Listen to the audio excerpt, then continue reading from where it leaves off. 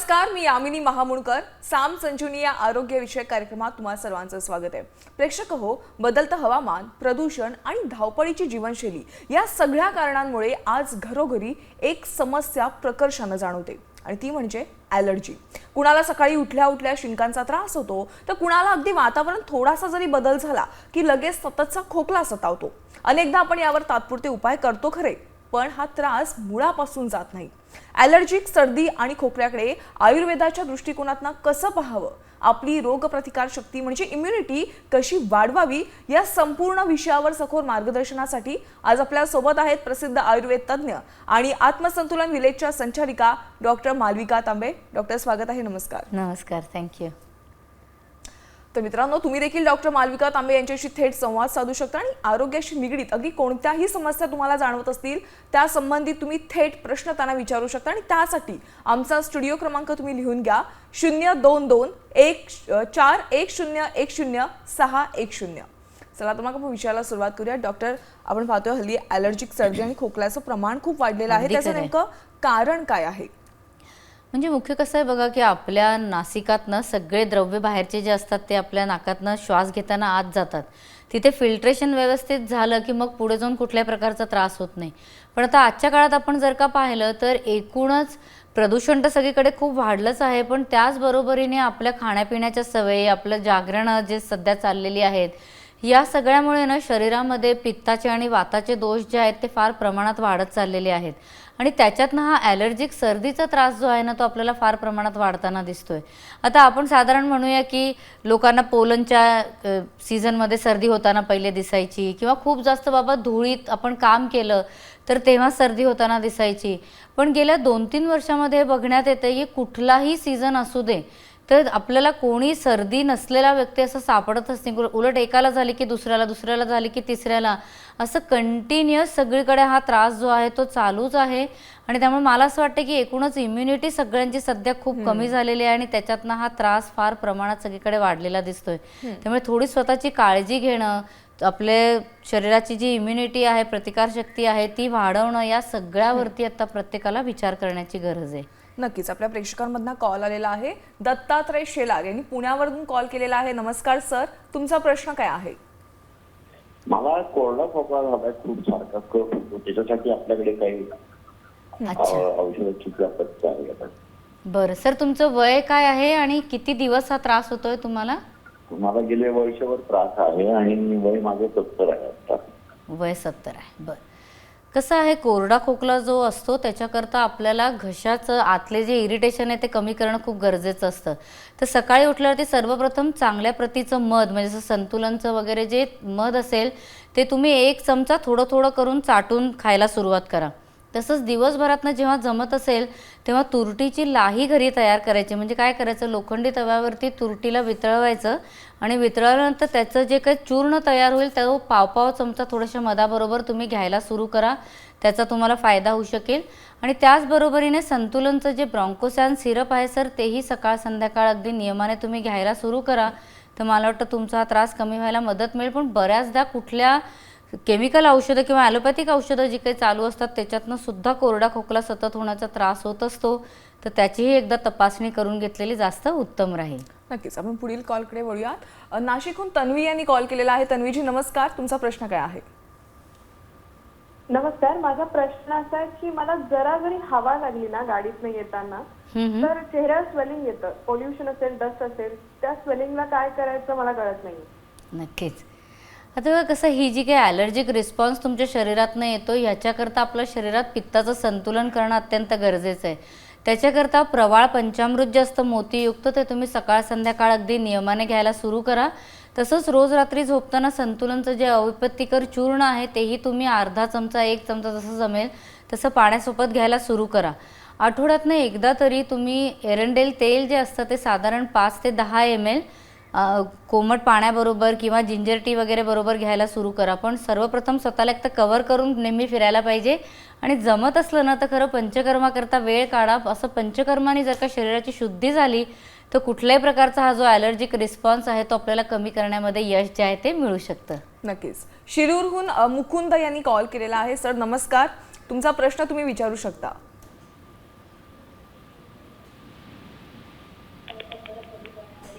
Sir माझा आवाज तुमच्यापर्यंत येतोय? काही तांत्रिक अडचणी आहेत म्हणून त्यांचा आवाज पोहोचत नाही. आपण पुढच्या प्रश्नाकडे वळूया. डॉक्टर, सामान्य सर्दी खोकला आणि ही जी ॲलर्जिक सर्दी आणि खोकला आहे ह्याच्यामध्ये फरक काय, कसं ओळखायचं?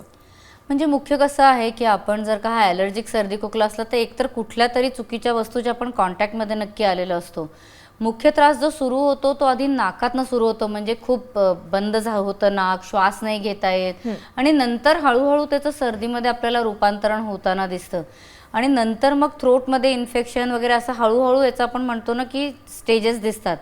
पण तरीही प्रत्येकाने एक लक्षात ठेवायला पाहिजे की आयुर्वेदामध्ये जेव्हा वात, पित्त, कफ या तिघांचा आपण विचार करतो तेव्हा कुठलंही निदान असलं त्याचं किंवा कारण असलं तरी त्याच्यावरती आपल्याला कार्य जे आहे ते व्यवस्थितरित्या नाकाच्या द्वारेच करता येऊ शकतं, हे लक्षात ठेवावं प्रत्येकाने. नक्कीच. आपल्या प्रेक्षकांनी पुन्हा एकदा कॉल केलेला आहे. पुण्याहून अभिनेत्री यांनी कॉल केलेला आहे. अभिनेत्रीजी नमस्कार, तुमचा प्रश्न काय आहे? हॅलो. हां बोला मॅम. हॅलो मॅडम, माझा असा प्रश्न आहे की माझा मुलगा 20 वर्षाचा आहे, त्याच्या अंगाला खाज सुटते. हो. नेहमी त्याला थंडीमध्ये खाज सुटते आणि माझ्या पण पायाला भेगा पडतात बरं आणि बरं. सर्दीचा पण त्रास आहे थोडा मला, ॲलर्जिक. ॲलर्जिक. आता कसं आहे बघा की एकतर थंडीच्या दिवसात जेव्हा अंगाला खूप जास्त खाज सुटते याचा अर्थ आहे की त्वचेमध्ये खूप जास्त कोरडेपणा झालेला आहे.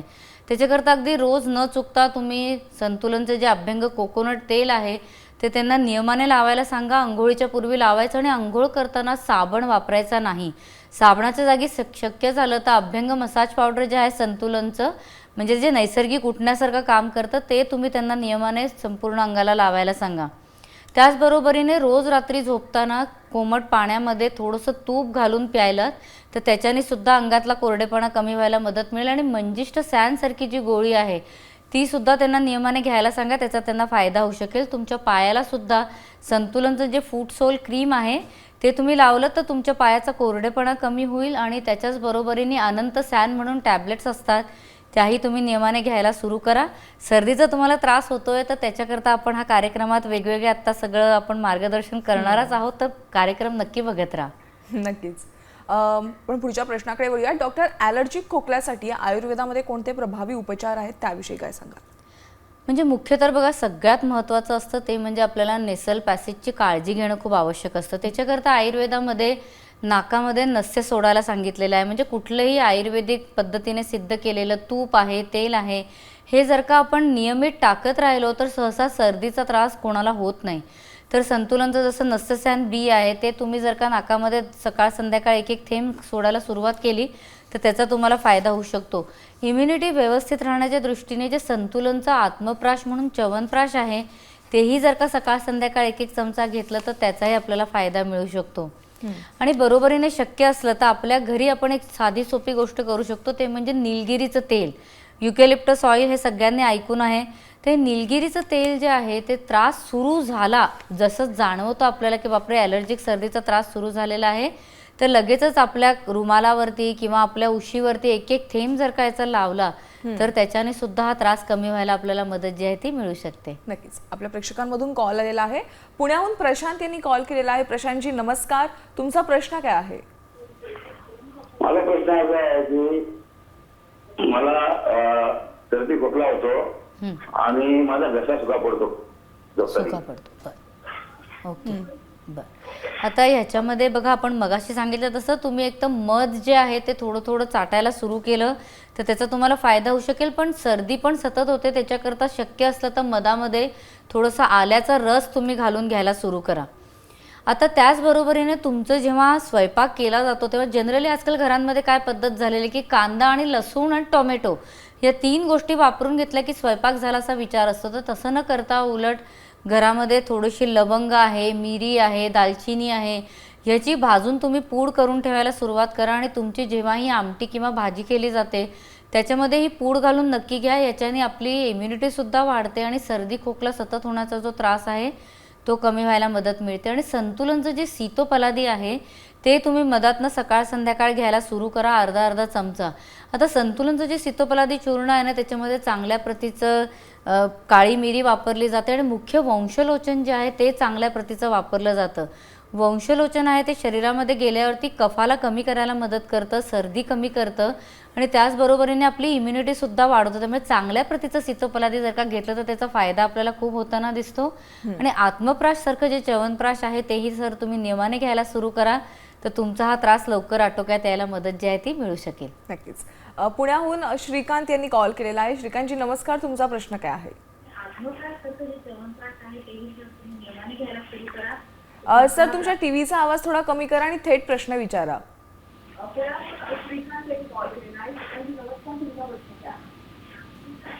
हॅलो. हा सर, प्रश्न विचारा. हॅलो. काय होतंय, सतत डोकं आणि नाकातनं पाणी येते. ओके सर, तर काय होतंय, डोकं आणि पाणी नाकातून सतत सर्दी जाणवते. बरं. आणि सर कधीपासून होतोय तुम्हाला हा त्रास? आता 1 महिन्यापासून होतोय. 1 महिन्यापासून होतोय. बरं, ठीक आहे. आता ह्याच्याकरता काय, सर्वप्रथम तर रोज शक्य झालं तर तुम्ही वाफ घ्यायला सुरू करा सर. वाफ घेताना त्याच्यामध्ये निलगिरी तेलाचे 2 थेंब घालायचे आणि नंतर ती वाफ घ्यायची, म्हणजे त्याच्याने नेसल पॅसेज तुमचा क्लिअर राहायला तुम्हाला मदत मिळू शकेल. ते झाल्यानंतर लगेचच शक्य झालं तर संतुलनचं जे नस्यस्यान आहे ते तुम्ही 1-1 थेंब लगेच नाकामध्ये घाला. आठवड्यातनं कमीत कमी एकदा शक्य झालं तर कुठल्या तरी तज्ज्ञ वैद्यांकडे जाऊन तुम्ही नस्य घ्यायला सुरू करा. ते नस्य जर का व्यवस्थित घेतलं गेलं तर त्याच्यातनं तुमचा हा जो सतत नाकातनं पाणी येण्याचा त्रास आहे तो कमी व्हायला तुम्हाला मदत जी आहे ती नक्की मिळू शकेल. सीतोपलादी चूर्ण जे मी मगाशी नमूद केलं होतं ते तुम्ही मधाच्या जागी पाण्याबरोबर घ्यायला सुरू करा. म्हणजे सकाळी 1 ग्लासभर पाण्यामध्ये 1 चमचा सीतोपलादी नीट मिसळून ठेवा आणि साधारण 3 ते 4 तासामध्ये एक घोट करत ते पाणी जे आहे ते तुम्ही पिऊन संपवून टाका. त्याचबरोबरीने संतुलनच्या ज्या पित्तशांती गोळ्या आहेत त्या तुम्ही बारीक करून घ्या आधी घरी आणि त्या पाण्यासोबत किंवा थोड्याशा दुधासोबत मिक्स करून घेतल्यात तर त्याचाही तुम्हाला फायदा जो आहे तो नक्की मिळू शकेल. शक्य झाल्यास तुम्ही जर का संतुलनला येऊन वेगवेगळ्या थेरपीज असतात आपल्याकडे की ज्याच्या थ्रू आपण याच्यावरती काम करू शकतो, तर धूपन आहे किंवा नस्य आहे हे तुम्ही करवून घेतलं तर त्याचाही तुम्हाला फायदा जो आहे तो नक्की मिळू शकेल. नक्कीच. डॉक्टर, असे काही रुग्ण आहेत, असे काही पेशंट आहेत ज्यांना वर्षानुवर्ष हा त्रास झाला, तर आयुर्वेदिक जो उपचार केला तर अगदी मुळापासून हा रोग निघू शकतो का? अगदी.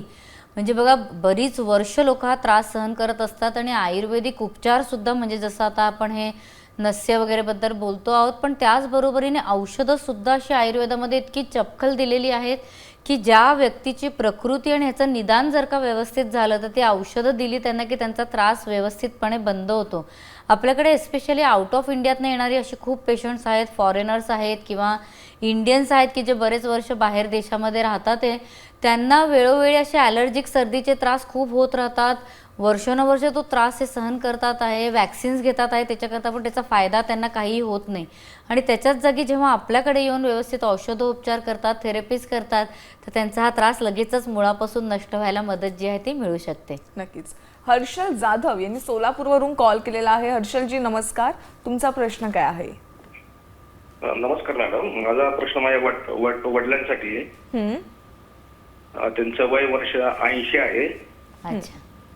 आणि रात्री त्यांना लघवी लागते, तासाला लघवी लागते आणि एकदा उठले की नंतर झोप नाही लागत. हो, बरोबर. अच्छा.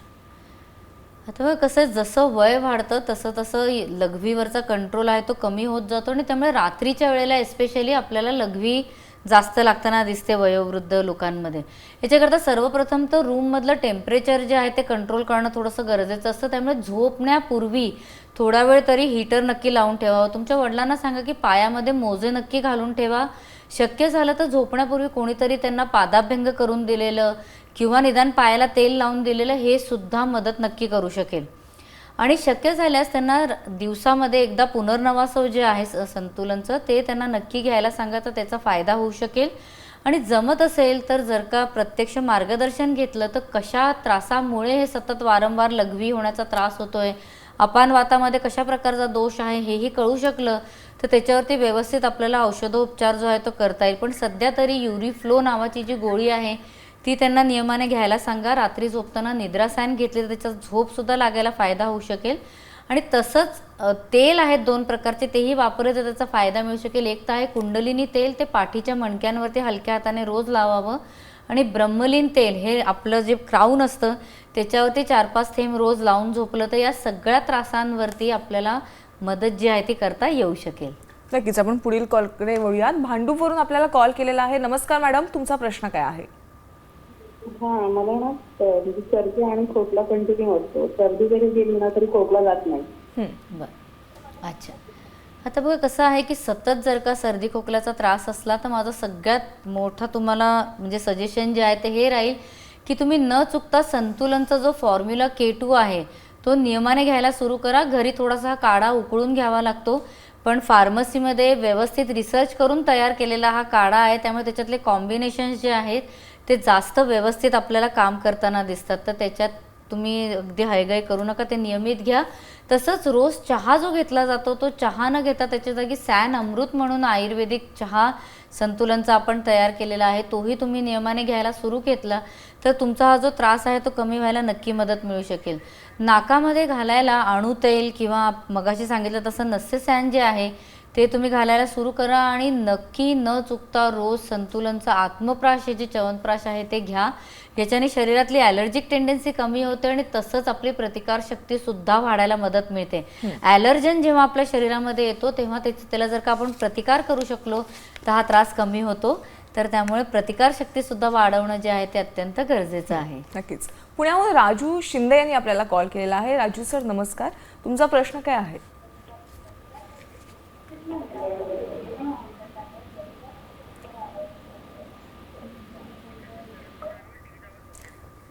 राजू सर, आमचा आवाज तुमच्यापर्यंत येत असेल फोनमधून तर कृपया टीव्हीचा आवाज आधी कमी करा आणि थेट प्रश्न विचारा.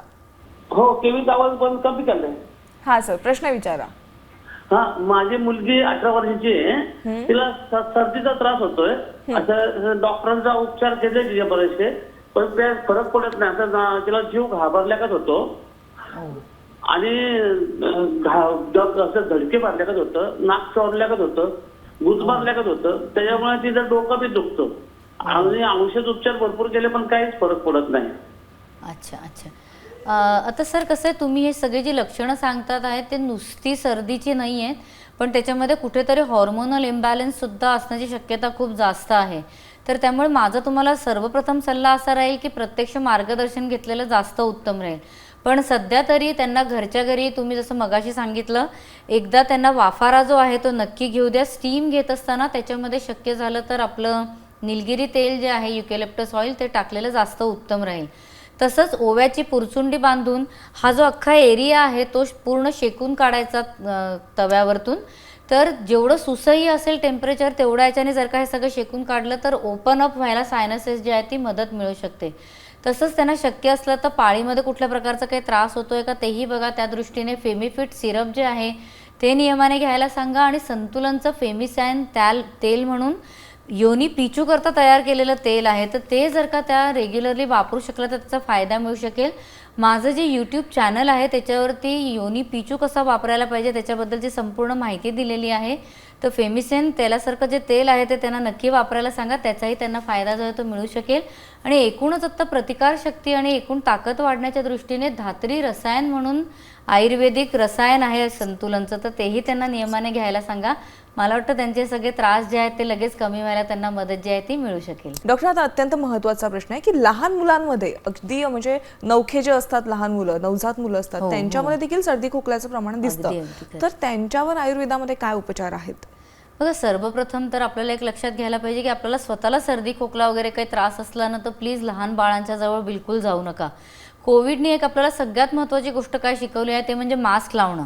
त्यामुळे मास्क लावणं हे अगदी सोपा उपाय असतो. त्यामुळे ज्यालाही सर्दी खोकला असेल त्यांनी दुसऱ्यांपर्यंत हा जाऊ नये त्याच्याकरता मास्क लावलेला अत्यंत उत्तम. आयुर्वेदामध्ये बाळांची प्रतिकारशक्ती आणि त्यांना सर्दी खोकला होऊ नये याच्याकरता खूप सोपे सोपे उपाय आहेत. तर संतुलनची बाळगुटी आहे ती नियमाने जर का बाळांना द्यायला सुरू केली तर सर्दी खोकल्याचे त्रास जे आहे ते सहसा दिसतच नाही. एकूणच इम्युनिटी व्यवस्थित राहण्याच्या दृष्टीने संतुलनचं बालामृत त्यांना नियमाने द्यायला सुरू करावं, तर त्याच्याने सुद्धा फायदा मिळतो. आणि रोज न चुकता अंगाला तेल लावणं आणि त्याच्यानंतर टेंडरनेस धुपासारखा धूप हा बाळाकरता करणं अत्यंत गरजेचं आहे. तर माझं जे यूट्यूब चॅनल आहे त्याच्यावरती बाळाची व्यवस्थित काळजी कशी घ्यावी याच्यामध्ये ह्याच्याबद्दल सविस्तर माहिती दिलेली आहे. तर तीही प्रत्येकाने नक्की बघावी असा माझा आग्रह राहील. नक्कीच. आपल्याला पुण्यावरून कॉल आलेला आहे. डॉक्टर प्रकाश यांचा कॉल आहे. प्रकाशजी नमस्कार, तुमचा प्रश्न विचारा. नमस्ते मॅडम, माझं वय आहे 57 आणि सरांचं तांबी सरांचं ते संतुलन कुंडलिनी मी नेहमीच वापरतो, हां पण सांध्यातून असं प्रत्येक हाडातून असं कटकट आवाज खूप येतो. म्हणजे अच्छा त्रास काही नाही पण आवाज खूप येतो असं. ओके तर त्यासाठी काय उपाय आहे का? नक्की. थंडीत हा प्रकार जास्त थंडीत जाणवतो तर आणि फार होतं. हो. अगदी खरं आहे. आता बघा सर, सर्वप्रथम तर एक मला लक्षात आणून द्यायची इच्छा आहे की कुंडलिनी तेल जे आहे ते फक्त पाठीच्या मणक्याकरता असतं. ते शरीरावरती इतर कुठेही लावू नये, कारण की त्याचं स्पेसिफिक त्याच्यामध्ये हर्ब्स जे असतात त्या संपूर्ण शरीराला मदत करू शकत नाही. त्यामुळे संपूर्ण अंगाला जर का तुम्हाला तेल लावायचं असलं तर त्याच्याकरता अभ्यंग सेसमी म्हणून जे तेल आहे संतुलनचं, ते लावलेलं जास्त उत्तम राहील. तुमच्या इतर सांध्यांमधून जर का आवाज येत असला तर त्याच्याकरता संतुलनचं शांती तेल म्हणून आहे, ते तुम्ही सांध्यांना अगदी नियमाने लावायला सुरू करा. आणि जमत असेल तर त्याचबरोबरीने संतुलनचं रोज ब्युटी तेल पण लावा. तर त्याच्याने या कटकट आवाज येणं कमी होईल. आपल्याला कॅल्शियम जे आहे ते शरीरात व्यवस्थित पोहोचवणं गरजेचं. संतुलनचं कॅल्सिसॅन म्हणून गोळ्या आहे, प्रशांत चूर्ण आहे जे तुम्ही तूप साखरेचं घेतलं तर त्याचा तुम्हाला फायदा मिळू शकेल.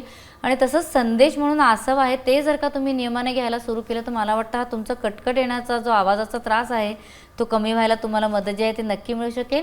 नाहीतर पंचकर्म करून घेणं कधीही उत्तम, कारण की अस्थि धातू जर का आपल्याला म्हणतो की वीक असली तर त्याच्यामुळे सुद्धा अशा प्रकारचा त्रास होताना दिसतो. तर उलट त्रास अजून वाढू नये त्याच्याकरता प्रत्यक्ष मार्गदर्शन घेऊन व्यवस्थित जर का शरीर शुद्धी करून घेतली तर अस्थिधातूचं पोषण करणं आपल्याला सहज शक्य होऊ शकेल. नक्कीच. डोंबिवलीवरून प्रसाद यांनी कॉल केलेला आहे. प्रसादजी नमस्कार, तुमचा प्रश्न काय आहे डॉक्टरांना विचारा. मला नेहमी सर्दीचा त्रास होतो. साधारण माझं वय 60 आहे. अच्छा बरं. तर त्याच्यासाठी काय उपाय सांगाल का? माझी औषधं वगैरे चालू आहेत, मी हार्ट पेशंट आहे. हो बरं. आता कसं आहे की आपल्याला ॲक्च्युली पूर्ण शरीराची ताकद वाढवण्याच्याकरता खूप गरजेची आहे. हार्ट पेशंट असलात तर हृदयाला ताकद मिळावी, सगळं सर्क्युलेशन व्यवस्थित राहावी याच्याकरता सर्वप्रथम सुहृदप्राश सारखं जे च्यवनप्राश आहे ते तुम्ही नियमाने घ्यायला सुरू करा. तुम्हाला जर का मधुमेहाचा वगैरे त्रास असला तर कमी साखरेचं सुद्धा सुहृदप्राश अवेलेबल आहे, तर ते तुम्ही अगदी नियमाने नक्की घ्या. रोज न चुकता संतुलनचं जे सीतोपलादी चूर्ण आहे ते तुम्ही सकाळ संध्याकाळ थोड्याशा मधाबरोबर घ्यायला सुरू करा. त्याच्याने तुमचा सर्दीचा त्रास जो आहे तो कमी व्हायला मदत मिळू शकेल. आणि ब्रॉन्कोसॅन म्हणून जे सिरप आहे संतुलनचं, तेही तुम्ही जर का सकाळ संध्याकाळ नियमाने घेतलं तर त्याचाही तुम्हाला फायदा होऊ शकेल. मुख्य कसं हा ॲलर्जिक रिस्पॉन्स कमी करण्याच्या दृष्टीने शरीरामध्ये पित्ताचं आणि कफाचं दोन्हीचंही संतुलन असणं आवश्यक आहे. तर त्याच्याकरता म्हणून जे संतुलनचं पित्तशांती म्हणून गोळ्या आहेत त्याही तुम्ही नियमाने घ्यायला सुरू करा. त्याचा तुम्हाला फायदा जो आहे तो नक्की मिळू शकेल. नक्कीच. डॉक्टर, आज तुम्ही आलात इथे स्टुडिओमध्ये आणि प्रेक्षकांना ॲलर्जिक सर्दी खोकल्यावर कोणते आधुनिक आणि आयुर्वेदाप्रमाणे कोणते उपचार आहेत त्याविषयी योग्य मार्गदर्शन केलं, त्याबद्दल मनापासून आभार. धन्यवाद. मलाही आनंद आहे. साम संजीवनीमध्ये वेळ झाली आज इथेच थांबण्याची. पुढील आठवड्यात आपण नवीन विषयासह भेटणार आहोत. तोपर्यंत नमस्कार.